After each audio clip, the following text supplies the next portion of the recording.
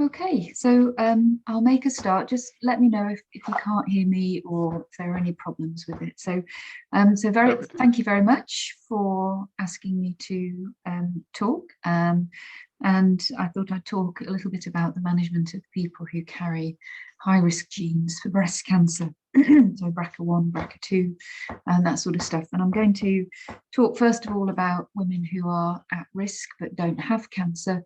And then I'm going to talk about women who have the genes and also have developed cancer and how that affects our management of them. So I have no disclosures. So first thing is, how common are these genes in women with breast cancer? So in the UK and probably large part of Europe, the prevalence is about 5 to 7% of all women with breast cancer will have one of these genes. About 20% of women with a strong family history will have one of these very potent genes. And again, women with a strong family history, another 30 to 40% will have other genetic factors such as SNPs or some less well-known moderate risk gene mutations, which I'm not going to really talk about in any great detail today. If you look at other populations, however, these rates may vary. So if you look at Indian series, then the rate, again, in women with a family history is up to 30%, although there's not a huge amount of data.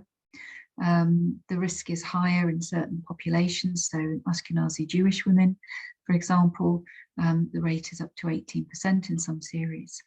And I did look to see if I could find any evidence for rates in Egypt, but I couldn't see any specific publications that looked at rates in Egyptian populations, although there was some data on Arab populations, so Arab League countries, which suggested that BRCA2 is perhaps more prevalent than BRCA1, which is the reverse to what we normally see in Europe. But there isn't really very much data in Arab countries. So if we look, and again, most of the rest of this talk now relates to European data, because that's the data that I work with. So this looks at the genetic etiology of breast cancer in women with a family history. So that's women who've got breast cancer in the family. And you can see here that the potent BRCA1 and 2 in this population, so this is women with a family history, is 19, 20%, depending on which paper you read. Other rarer potent single genes like TP53 gene mutations, they represent only 1%. They're vanishingly rare. Moderate risk genes, about 6%, so that's things like CHEK2, SNPs, so those are the genetic variations that make us all individuals. They're not mutations as such, represent another 14%, and then a miscellany of other things, 11%. The things that we can identify and test for are these ones here. These are the things that the geneticists will look for. These are not tested for at the moment. And as you can see, about half of all women with a family history of breast cancer who develop breast cancer themselves do not have any genetic risk factor that we're currently able to identify. This just summarizes the high penetrance genes. So these are the genes that have a very potent impact to cause breast cancer. And you can see the top of the list, BRCA1 and BRCA2, and the risk associated with them, BRCA1 is up to 80%, BRCA2 around about 55 to 65%, depending on which paper you read. Li-Fraumeni, TP53 mutation, potentially up to 90% in some publications, but again, it's variable because the numbers are very small. Other ones that you perhaps have more likelihood of coming into contact with, so CDH1 is the mutation linked to E-cadherin, which, as you know, is mutated and absent in people with lobular breast cancer and is linked to this hereditary diffuse gastric cancer syndrome, where they get gastric cancer at very, very early ages. I've seen a family with a gastric cancer in a 9-year-old and a 16-year-old, and again, early lobular, mainly breast cancer. And then PALB2 is a more recent kid on the block. And this is very much linked to BRCA2. It's part of the same pathway as the BRCA pathway, which is why it gets its name. It's partner and localizer of BRCA2. And so the syndrome is very similar to BRCA2. However, the risk is lower than with BRCA2. And most people would say that the risk of breast cancer, instead of being 55 to 65%, as with the sort of full strength BRCA2, is only about 45% with PALB2. So if we now move on to, if I can get my slides to move on, just bear with me a minute, there we go. Moderate penetrance genes. So again, some of these are clinically more relevant than others because of their prevalence. ATM and CHEK2 are probably the ones that you've heard of, and these are included in a lot of the panel tests that are available for breast cancer. And as you can see, the lifetime risk of breast cancer is not that high for this. These are the heterozygotes for ATM, not the homozygotes. And CHEK2, again, a moderate increased risk. The other genes here are more recently discovered. They're very rare, and we really can't put numbers to them at the moment. So we think they're moderate risk, but there's still new data coming in about them, and we'll probably be able to clarify it a little bit better in the coming years. So if we look at what the impact is of BRCA1 and 2, as I've mentioned, lifetime risk for BRCA1 is up to 85%. And the average age at which a woman will develop breast cancer with this mutation is 42. And that means that by the age of 42, 50% of all the women who are going to get cancer will have got it. So if you're looking to do risk-reducing mastectomy on a BRCA1 carrier and you wait until she's 42 years of age, you'll have missed the boat 50% of times. BRCA2, the average age is older, so the average age is about 50, 52. And although BRCA1 is more associated with adverse tumor biology, BRCA2 tends to be associated with a normal sort of pattern of breast cancer. So just about similar levels of ER positivity. There are some subtle differences, but a slightly increased risk of triple negatives, but not to the same extent as BRCA1. What impact do they have on survival? Well, as you can imagine, if you get a triple negative breast cancer in your 40s or 30s, then it is going to impact significantly on your life expectancy. And this is some data from Curry et al., published about 10 years ago, showing the normal population chance of reaching the age of 70. So 84% of women will get to the age of 70, whereas only 53% of women who are BRCA1 mutation carriers will get to the age of 70, and 71% of BRCA2 mutation carriers. Now, that's for women who haven't necessarily had anything done to protect them. If we looked at this now in the Western world, I think we would find that those rates had improved because a lot of women now are choosing to have risk-reducing mastectomy, and certainly more of them are having screening. And so if they do develop cancer, we pick it up earlier when it's more likely to be cured. Just a few words about single nucleotide polymorphisms, or SNPs. So these are single nucleotide changes in our DNA which give us our characteristics. So they're not mutations. They're the things that make us fatter, thinner, taller, shorter, more or less intelligent, all sorts of different characteristics, including predispositions to various disease states. So they're normal variations, but we know that some of them carry a very small increased risk for developing breast cancer. Individually, none of them are useful for risk prediction, but people are doing some work looking at SNP scores where they look at an aggregation of different SNPs and see whether or not that pattern of scores will have a meaningful impact on risk prediction, so that we can use those scores to say you're at a high risk and you're not at a high risk. And about 150 SNPs have so far been identified that have these small negative impacts on breast cancer, and these are being used now with some quite complex mathematical modelling to develop these SNP scores, which may well become useful in the next 5 or 10 years. People can also get genetic testing done commercially. So most people will get their gene test done through a formalized medical clinic, but you can now just send off a cheek swab for £150, and somebody will test for BRCA1 and 2 variants on it. And I've seen several ladies come into my clinic who've done these and want to know what they should do about it. So some of them are better than others. Some of them are very reputable companies who provide gene testing of the same quality as regulated clinics, and some of them would be recommended to have it repeated and to disregard the result until it's been properly checked. So what about other factors for breast cancer? So it's not just about the genes you carry, it's also about your lifestyle. And we know that these things interact. So the single genes that you have will interact with the single nucleotide polymorphisms, and they will also interact with your age and your lifestyle.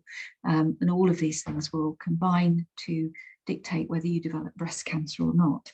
And these are things that we have some understanding of. So there are some risk assessment tools that take into account lifestyle factors, age, things like hormone replacement therapy use, and can also factor in whether people have inherited any genetic predisposition. So the tools that we have available are now more sophisticated and allow us to look at all of these things. So how do we do these assessments? So there are a number of different risk assessment tools out there. The UK has NICE guidelines, which are very simple, just a table saying if you have 3 relatives with breast cancer, your risk is such and such, and you should be offered screening. Very, very basic, but useful for general practice, for example. And then there are the more complicated tools, which I'm going to go through a few with you now. Gale model. Because I don't really think it's very sophisticated for the assessment of family history, although that's the oldest one. That one's been around for decades, but I think we should really be using slightly more sophisticated family history assessment tools. So the two that I'm going to talk to you about are the IBIS tool and the Boadicea or CamRisk tool, both of which are very easy to use, freely available to access online, although I would point out that these have been developed using European data sets, and so they may not be wholly valid in an Egyptian population. So you can modify them. So the CamRisk tool, you can specify which country, but all the countries on offer are European countries. So they've not yet got a variant of the tool that allows you to use it in an Arab population, for example. Anyway, I'll go through these with you now. So IBIS 2, so if you wanted to use this, if you just go to Google and you type in IBIS 2 risk evaluator, it will bring up this tool which you can download onto your computer, and it's then dead easy to use. So as you can see here, there's a screen where you enter the data about your patient, so age, some of her lifestyle risk factors, whether she's had children, and then her family history, so whether she's had a mother with breast or ovarian cancer, a grandmother, aunts, sisters, etc. It allows you to specify whether she has Ashkenazi Jewish inheritance, for example, and also you can specify whether they've inherited a gene mutation specifically. You then click on Calculate Risk, and it takes you to a prediction screen. And you can see here for this example, this is the normal population risk from the woman's present age of 47. And this is her personal risk of developing breast cancer, which, as you can see here, is pretty much double what it would be otherwise. And it tells you that the lifetime risk of her at 10 years after the present age and her lifetime risk, but it also tells you what her risk of being a gene carrier is. So you can see in this example, 4.4% risk of being a BRCA1 carrier and a 2% risk of being a BRCA2 carrier. In the UK, we have a threshold for genetic testing, which is about 10%. And so you can use this to select people for gene testing in the UK NHS. CamRisk, I think, is a better tool, although it does take a little bit longer to use, but it's much better than Boadicea, which is the original program developed by this group. Boadicea was quite difficult to use, but CamRisk is very easy to use. The only difference between the two in terms of accessibility is that you have to register with CanRisk, and that's because they will send you updates from time to time to let you know how the program has been changed. So this is the start screen. Again, if you just go onto Google and you type in CanRisk breast cancer risk assessment, it will bring up the link for this, and you can download it onto your computer after you've registered. And you can see here that this is the first screen, personal details. You put in which country you live in. I've put here for UK, but you've got a selection of all European countries. Patient's weight and height, because we know that obesity is a risk factor. And then there are screens for lifestyle, women's health, whether she's had a family or not, whether she's attended screening, whether she's had any breast problems in the past, like DCIS, and then her family history down at the bottom. And I'll just show you a couple more of the screens. So this is 4 of the screens just showing the data entry. So these are 4 different screens that I've just brought up. You can see here, this is the original screen that I've just shown you. This is the women's health screen. How old were you when you had your first period? Have you taken the pill? Have you ever used HRT? All of which are risk factors for breast cancer. And then a little bit about whether or not they've had breast cancer or ovarian cancer. And then the family pedigree. And you just specify where they are. So you put in where the family members are, it will then draw a pedigree, and you can then put which family members have had breast cancer. So it's really easy to use. It takes about 5 minutes to do a pedigree for a patient, and it will then produce an output for you like this. This is a low risk, obviously, so very much like the IBIS one, where you can see it's done the population risk versus the personal risk of the person in question. And then it gives you the values in figures. So it's really very useful for counselling women about their risk of breast cancer, and it will also tell you her risk of being a gene carrier as well. So when we see patients to talk to them about their breast cancer risk, we should always take history about their other risk factors and see if there are any modifiable factors alongside the non-modifiable factors like their heredity that they can't do anything about. And so if they're overweight, we should talk to them about losing weight, because we know that excess weight is linked to about 15 to 20% increased risk if they're postmenopausal. Exercise, if they do exercise a few times a week, it will drop their risk by about 9 or 10%. Alcohol, perhaps not so relevant in Egypt, but quite a big problem in the UK. And if you drink even moderate amounts of alcohol, it will increase your risk by up to 30%. So quite a big increase. And then HRT and the oral contraceptive pill for 5 years will increase your risk by about 20%. So all of these things should be asked about and advice given before you then go into how we manage their hereditary factors. So this is how the UK NICE guidelines classifies people from the point of view of breast cancer risk. And you can see here that population risk 12%, near population risk up to 17%, moderate risk 17 to 30%, and high risk over 30%. And there are different management paradigms for each of these subgroups. So population and near population risk, we would just give lifestyle advice to, and no recommendation for additional screening. But moderate risk and high risk, we have recommendations. So screening in the UK for BRCA1 and 2 gene carriers, we can offer them MRI and mammographic screening. The age that we can offer MRI screening is just dropped to 25, and that extends until they're about 60. And for mammograms, we start at 40 and carry on until 70 for these BRCA gene carriers. So for moderate risk gene carriers, we have screening that we offer from 40, while the normal age in the UK, which is 50.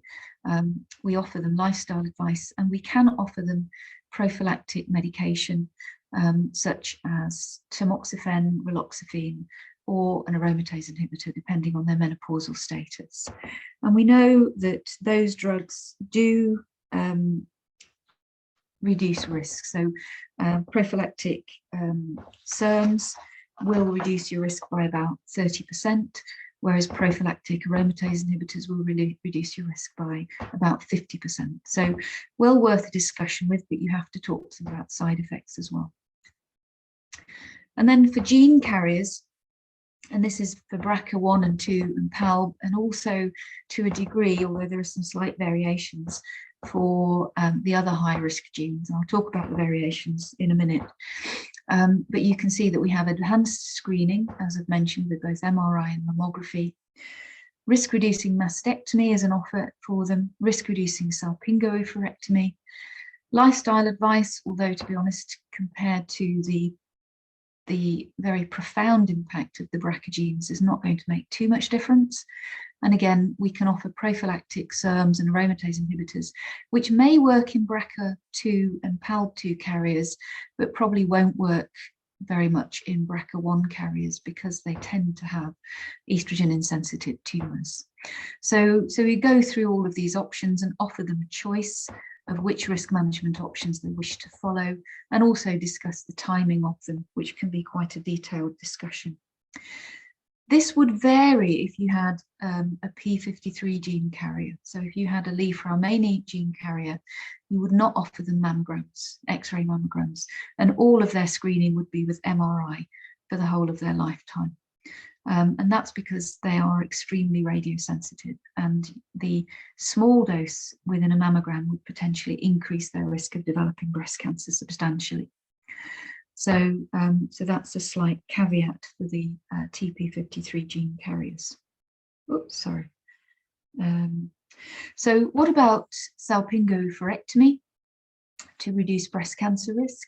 So we know that if we take the ovaries and the tubes out, it will reduce the risk of ovarian cancer substantially in these women, probably by about 98%.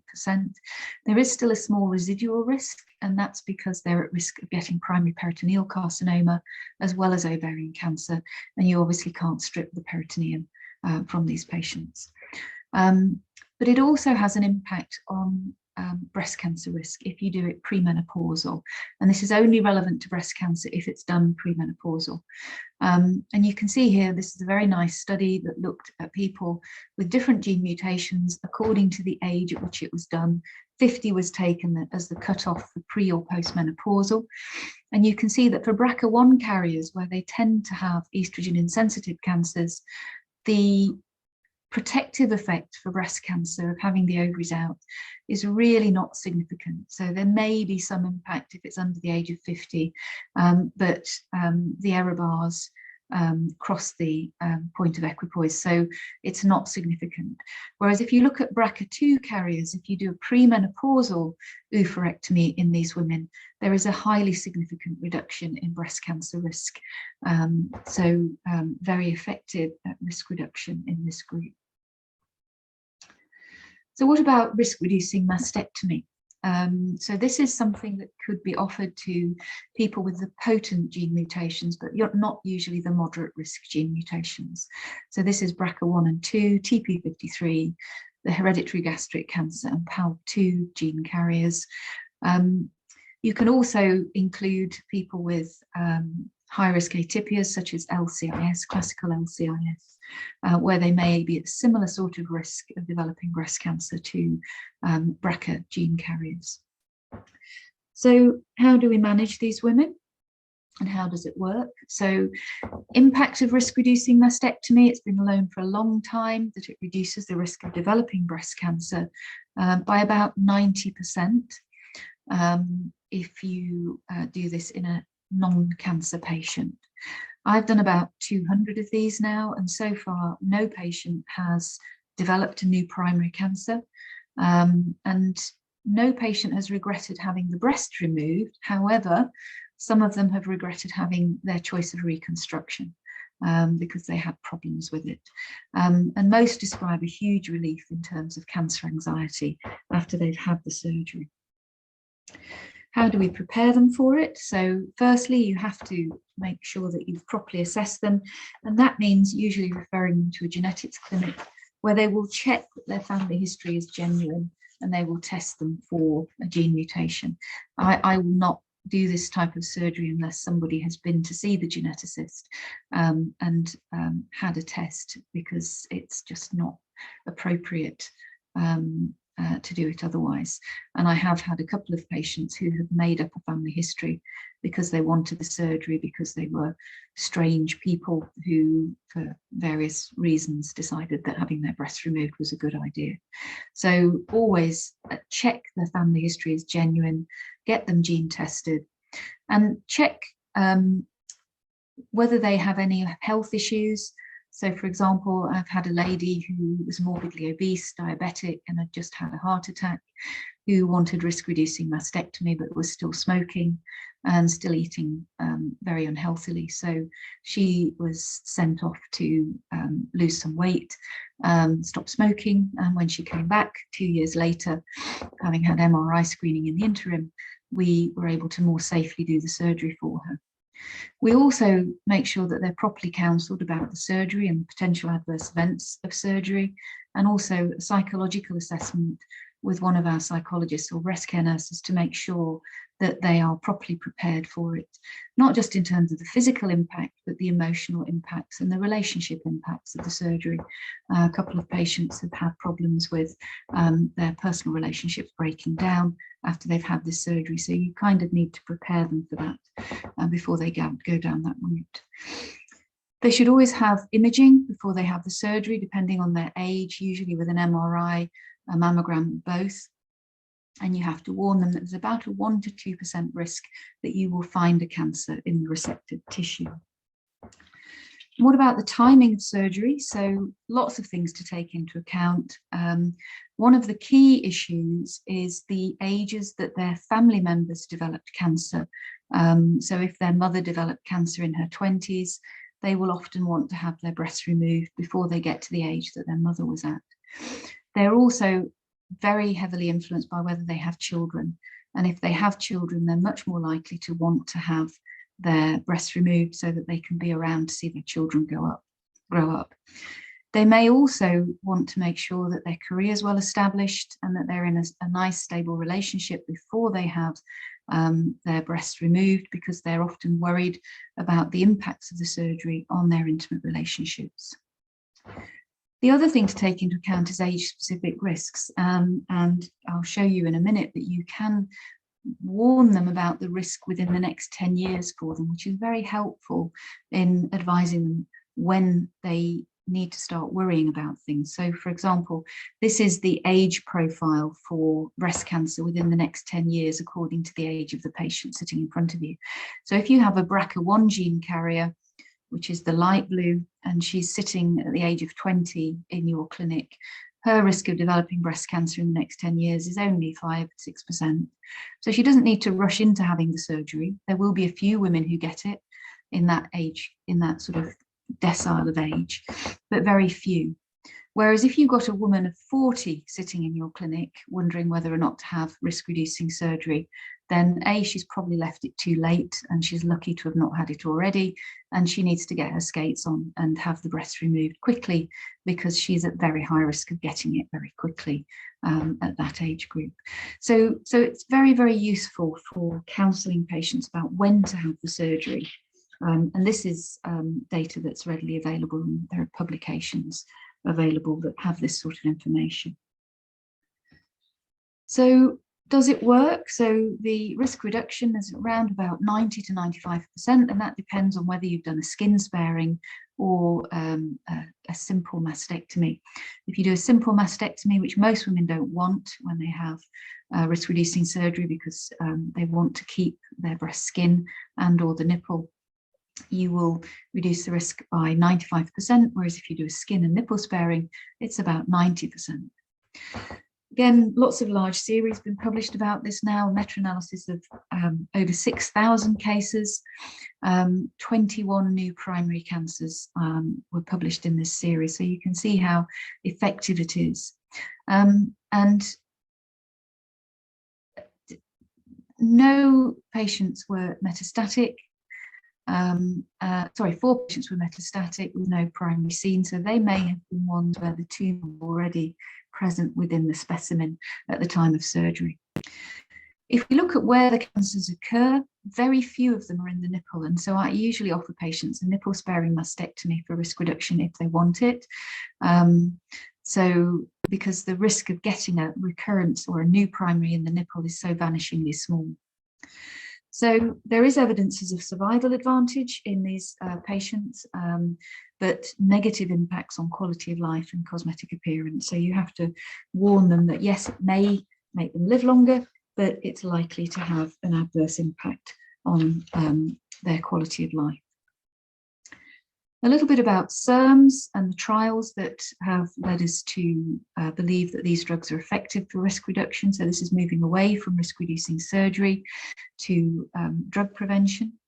The two key trials were the NSABP-P1 or Prevention 1 trial, which gave women tamoxifen, randomized them to tamoxifen or placebo, and showed a 49% reduction in breast cancer at 5 years in the tamoxifen group.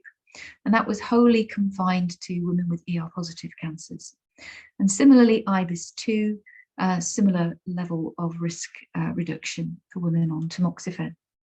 Both showed an increased risk of endometrial cancer, where the risk increased by about 50%, but the risk is very, very small anyway. So it's something like 1 in 1,000, and it went up to 2 in 1,000, and a doubling in the risk of thromboembolic disease, although again, that's not very common in women unless they are predisposed to it already. Aromatase inhibitor, two key trials for this one, the exemestane MAP3 trial. Again, high risk women, and again, effective risk reduction of about 50%.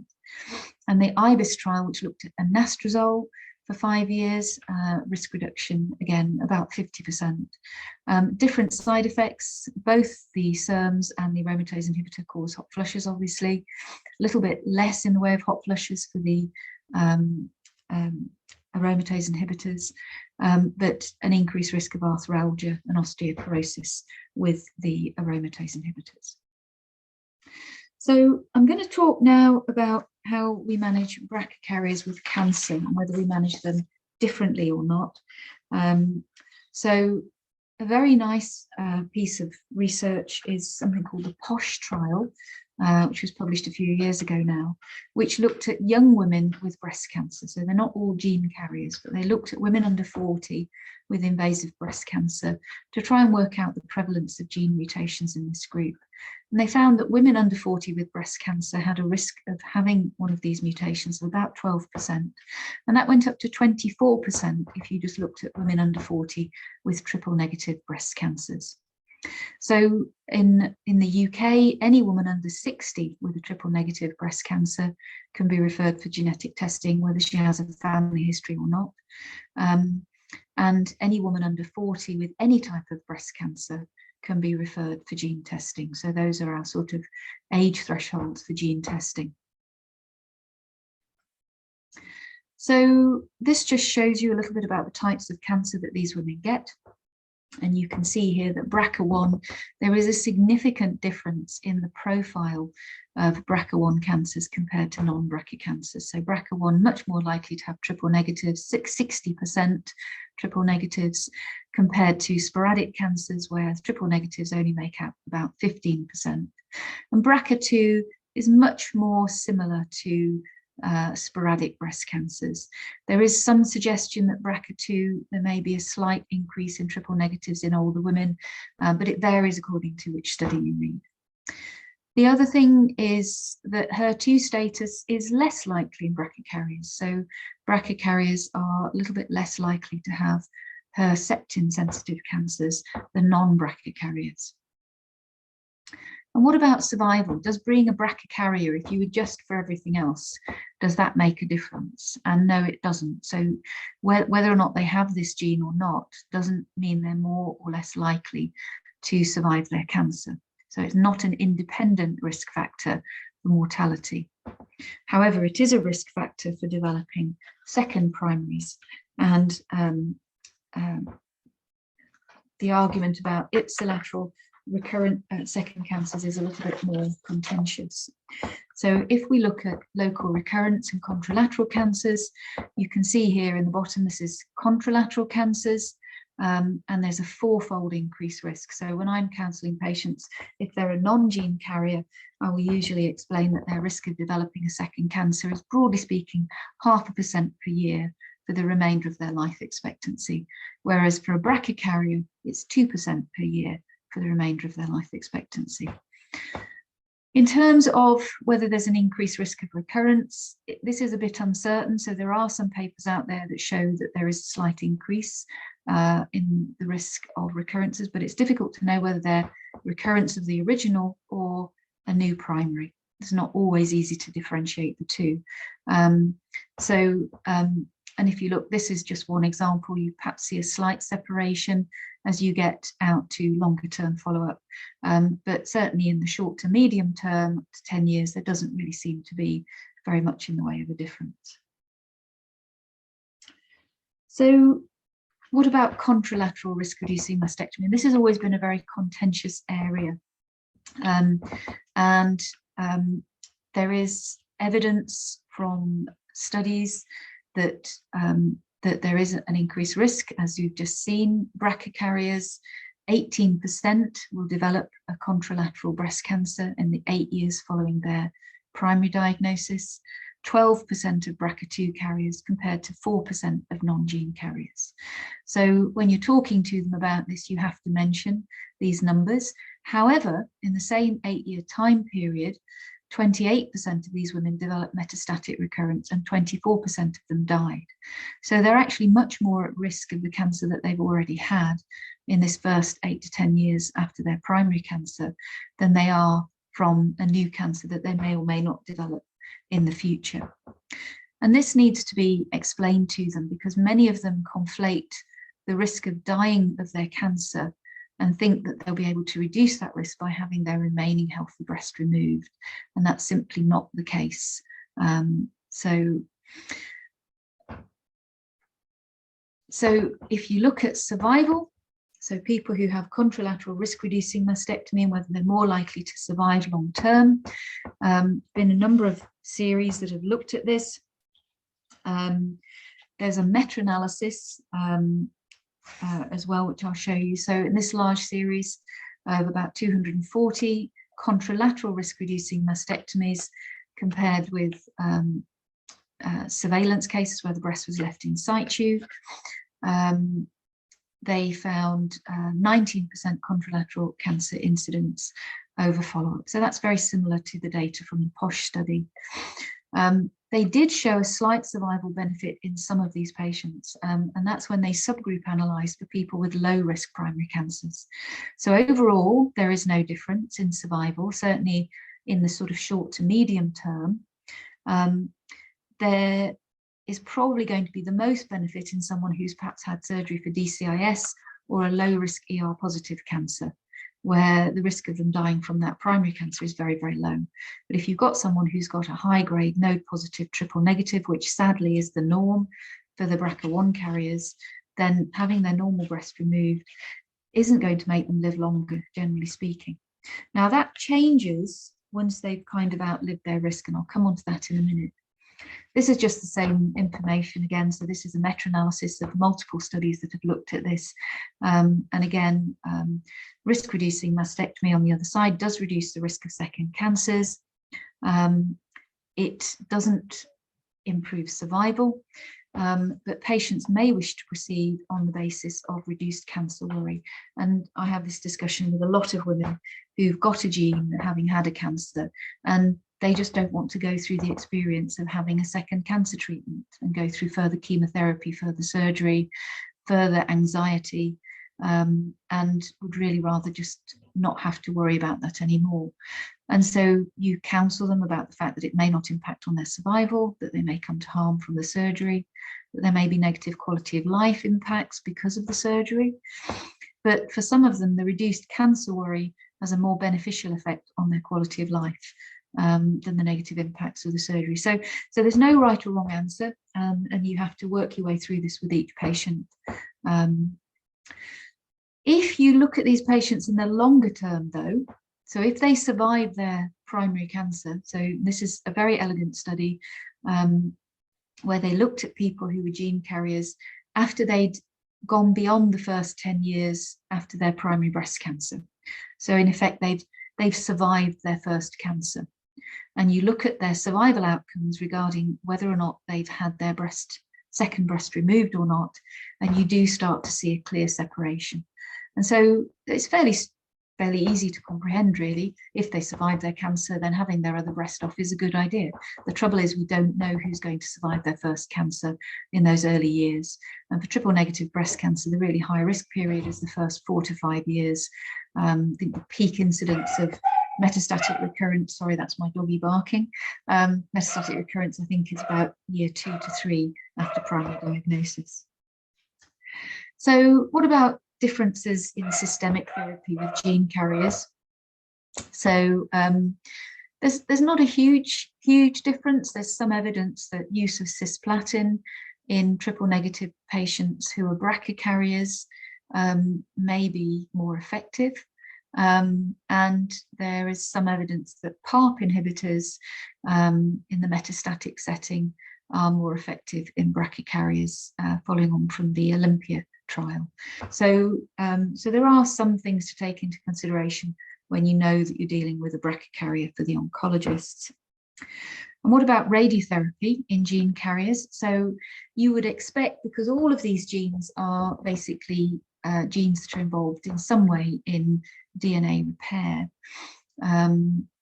And so you would think that BRCA1 and 2, which are involved in this, would make them more sensitive to the negative impacts of radiotherapy. But there is no evidence of increased radiotherapy toxicity or the development of second cancers with these gene mutations. However, the exception to the rules are these two. So the P53 germline mutation carriers, really, we should not be giving these patients radiotherapy. So if they develop a cancer, they should really be offered a mastectomy and only have post-mastectomy radiotherapy after very careful consideration, because it is more likely to cause second cancers. And it's not just second breast cancers. The scatter of the dose to the esophagus and the lung will also be significant for them as well. And then people who are homozygous for the ATM gene. So the ATM gene is involved in DNA repair. And if you were born with both copies abnormal, then you are exquisitely radiosensitive and you shouldn't have radiotherapy at all because it will cause massive tissue necrosis.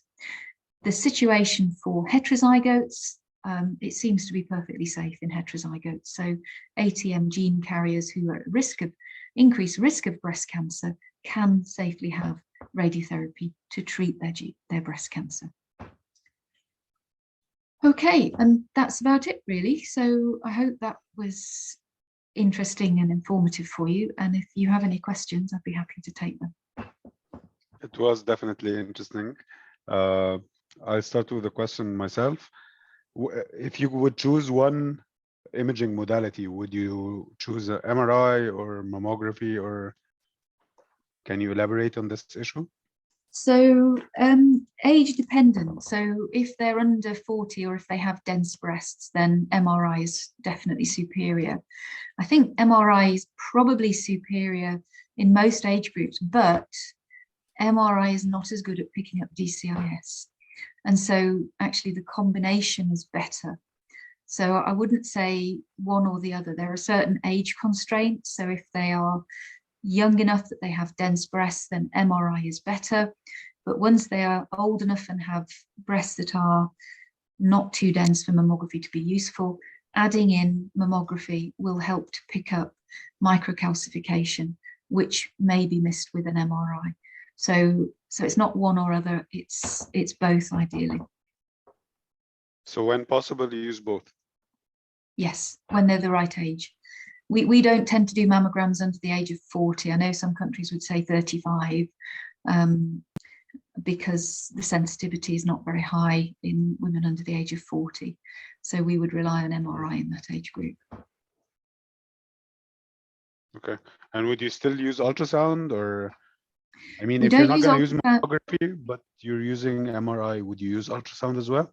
No, not if we have access to ultrasound. Not if we have access to MRI, because MRI is much better.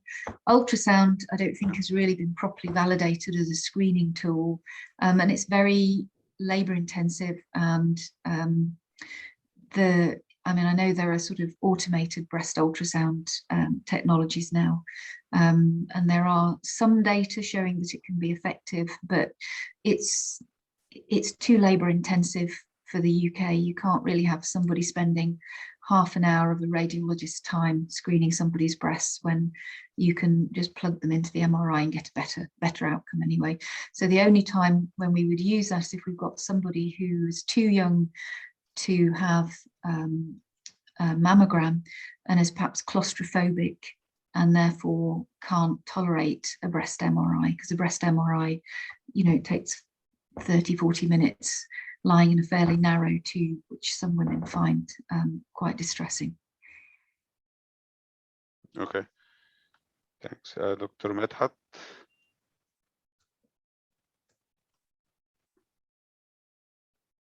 Okay, thank you for this Hello. nice lecture.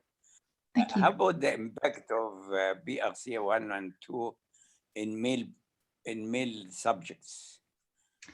So, and then do you think that males are more lucky to don't have a breast? I'm not sure luck comes into it. For Impact in BRCA, males. yeah, BRCA2 does increase the risk of breast cancer in the male, but the risk is still lower than that of a normal woman. And so we don't, generally speaking, screen them in the UK, because that would involve doing mammograms, and most males don't actually have enough breast tissue to do mammograms. So we would just make them breast aware.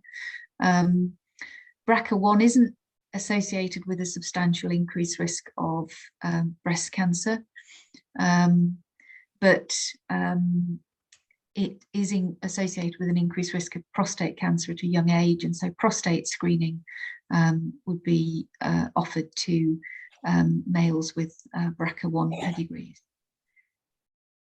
Okay, thank you.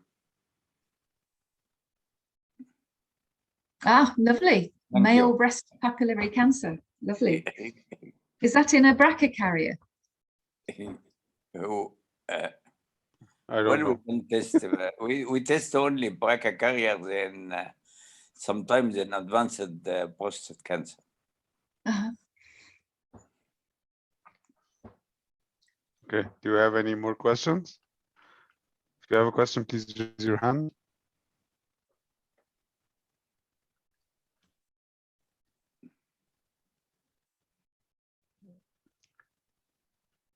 Any questions? Do you have any questions to us, Dr. Lynda?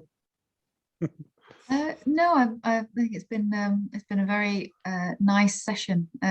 So thank you very much for inviting me. So one more question: have you been to Egypt before? Ever been to Egypt? Not yet. I would love to come at some stage. Once maybe restrictions are passed. So Yes. I think there's there's two hands up. So we've Dr. Asma Okay. and Dr. Nivi. Okay, Dr. Asma, please go ahead. Good evening. Hello. What is the best test for detection of BRCA1 or 2 mutation? This is the first. Second, unavailability of TP53 in our country. How we determine this is the TP53? I mean, clinical or any histological clue for diagnosis of TP53 mutation, breast cancer patient? So for the genetic testing, I'm not a geneticist, so my understanding is that they will now do sequencing for the sort of run-of-the-mill testing, and they've now got extensive descriptive detail so they know which mutations, because there are many, many mutations in the gene. It's not just a single genetic abnormality. They're very big genes, and lots of different spelling mistakes can cause functional impairment. And they've now got catalogues so they know which mutations will give functional impairment, and which ones are uncertain, so what we call variations of unknown significance, which ones are definitely not pathological. If you have a variation of unknown significance, then they may do functional tests to see whether or not there's a change in the expression of the protein. So some things called protein truncation assays and things like that. So it can be quite complicated and a multi-stage process. So in the UK, it takes a minimum of six to 8 weeks for a test to come back. I think you can do it quicker than that. But in the UK, it's not a straightforward thing where you just put the test through the machine. In terms of the P53, the things to look out for are complex family histories with multiple cancers of all different types. So lung leukemias, lymphomas, brain tumors, sarcomas, as well as breast cancers at a very young age. And the type of breast cancer that they tend to get, there's a higher predominance of HER2 positives in very young patients. So if you have a young woman in her early 20s with a HER2 positive tumor and a mother with a sarcoma and a grandfather with leukemia, that would be the alarm bells ringing type of moment for thinking, is this a P53? In most cases it won't be, because it is vanishingly rare, but those would be the things that would trigger me to think about it. Okay, thank you. Dr. Nib.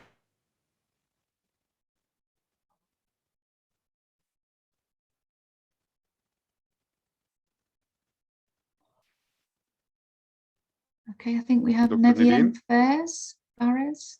Yes. Dr. Niveen? Okay, hi. Yes. Yeah, hi, Dr. Lynda. Hello, hi. What about Sorry, say that again, because you're not very clear. gene BRCA1 and 2 test for male patients? Okay, what about gene test BRCA1 and 2 for male patients? I think breast cancer in males now is for somewhat common. Yeah, so if we have a male patient with breast cancer, we will always send them for gene testing because it's very rare and they may well have inherited a gene to cause it. It's especially if they're younger. So most men who develop breast cancer, if it's sporadic, it tends to be associated with being at least 10 years older than the average in women. So the average age for breast cancer in women is about 62 in the UK. The average age for breast cancer in men in the UK is probably 75. So if you see a man in his 40s with breast cancer, then you should be thinking, is this BRCA associated, especially if there's a family history. But even if there isn't, we would generally test them. Sorry, what was the other question?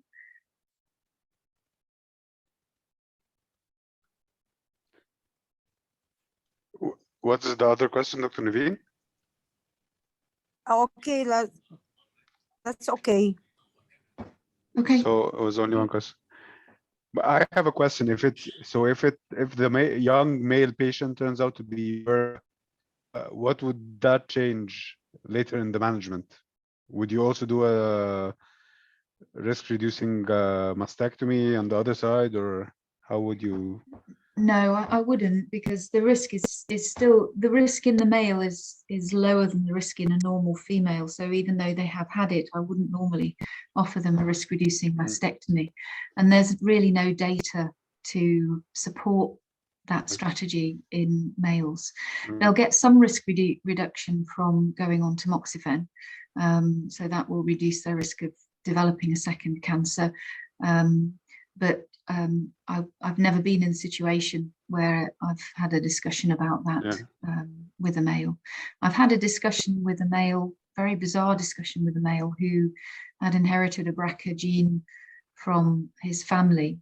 and he was going through sex gender reassignment surgery. So he was on estrogens and various other drugs so that he could grow and develop breasts. And he had a very bizarre conversation saying, okay, so I want to grow my breasts using estrogens, but then that will put me at an increased risk of developing breast cancer. So once I've grown my breasts, will you take the breasts off and give me implants instead? And you just think, oh my God. And I just, it kind of flummoxed me a little bit, because I really just didn't know what to say to him, because there is nothing out there to, when there probably is now. This was years ago. This must have been 15 years ago. And there's probably a lot more published about it now, but it's not a field that I'm up to speed with. So I just said, well, surely the thing to do is not go on estrogens to grow breasts, and then you won't be at an increased risk. But we had several discussions over many months to decide what to do. And in the end, he decided that he was going to grow his breasts anyway, and then he'd have a think about it. So, but yeah, strange discussions. Yeah, very strange. We have one more question, Dr. Walid. Yes, hello, Dr. Lynda. Thanks a lot for your wonderful presentation. One last question, please. What do you think if we have a premenopausal female and she has a history of endometrial cancer and she is a BRCA positive patient? What would be the optimal prophylaxis, chemo or surgical prophylaxis? So is it BRCA1 or BRCA2? Oh, wait. BRCA1 or 2, Walid? Yes, let's say it's a BRCA1, I don't remember. Okay. So if she's BRCA1 and she wants risk reduction, and there's a lot to take in here, because if she's had an endometrial cancer, you would want to know what stage and prognosis there was from the endometrial cancer. If it was a good prognosis endometrial cancer, then there's every reason to talk about full risk reduction strategies for her for their BRCA1, because the risk of getting a triple negative breast cancer is high and has a high potential mortality. If she had a poor prognosis endometrial cancer, then you know that there's a very high chance that she will die from that. And so what you don't want to do is subject her to additional morbidity from surgery that's not going to save her life. So I would take those factors into account. I've had a few, not so much endometrial cancers, I've had a few BRCA carriers who've come to see me because they were identified as BRCA carriers because they developed ovarian cancers. And if they develop an early stage, they get diagnosed as an early stage, which is unusual for ovarian cancer. And then they come to see me to talk about risk strategies for their breast side of things, then I'll usually wait until we know whether they have been cured from their ovarian cancer. So maybe wait till they've reached the 5-year point and they're free from recurrence before contemplating surgery for them. And in the meantime, offer them screening. And if they're BRCA2 carriers, then drug prevention with an aromatase inhibitor. So it's quite complicated to try and work out which things are going to impact most on the prognosis of these patients. Okay, thanks a lot. Tamer Mania, Dr. Tamer. Yes, hello, Dr. Lynda. Thank you very much for this informative presentation. I have a question regarding the type of reconstruction. So you mentioned you did around 200 cases of prophylactic mastectomies. I know it's mainly whether it's implant-based or free flaps. So I just wanted like a comparison between both, and regarding patient satisfaction and like rate of redo surgery.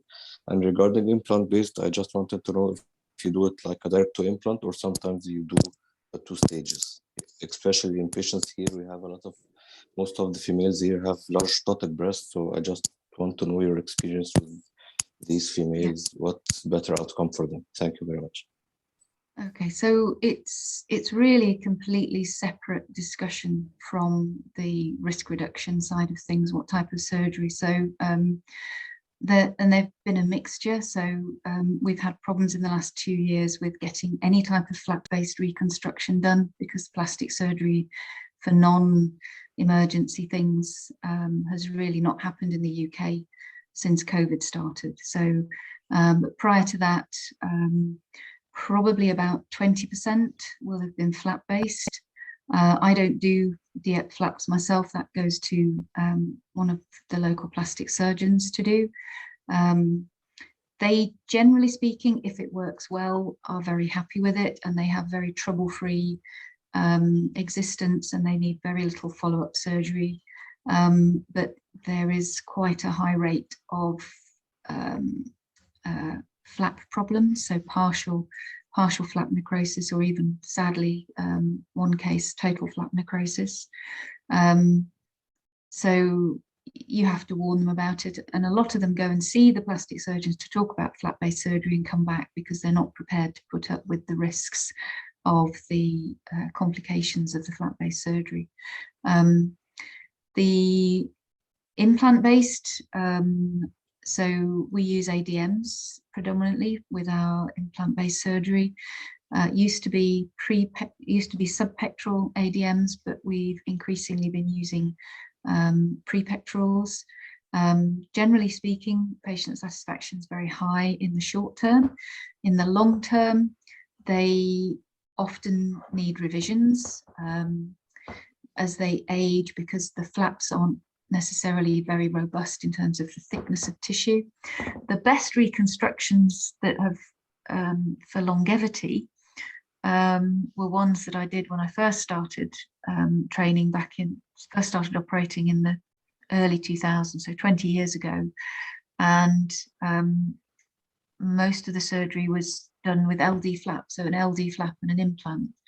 And those are very durable because you've got a good thick layer of tissue over the implant, and so that the flaps don't thin very much. And they come back, occasionally, and they still look really good. Whereas the ADM reconstructions sometimes come back and need some lipofilling because they've got a crease visible where the flaps thinned a little bit, or some other little minor tweaks like that need doing, or the implants changing because they're not quite the right shape or size anymore. So there's quite a high rate for implant-based reconstruction second surgery. They look great to start with, and women are thrilled with them for the first, 5 to 7 years, and then you start to see an increased risk of them needing correctional surgery in the longer term. Whereas the flap-based patients, once they get through the initial period and everything's gone okay, they don't generally tend to need any correctional surgery at all. So you have to sort of talk them through that when you're explaining the risks of the surgery with them. Okay. Do we have any other questions?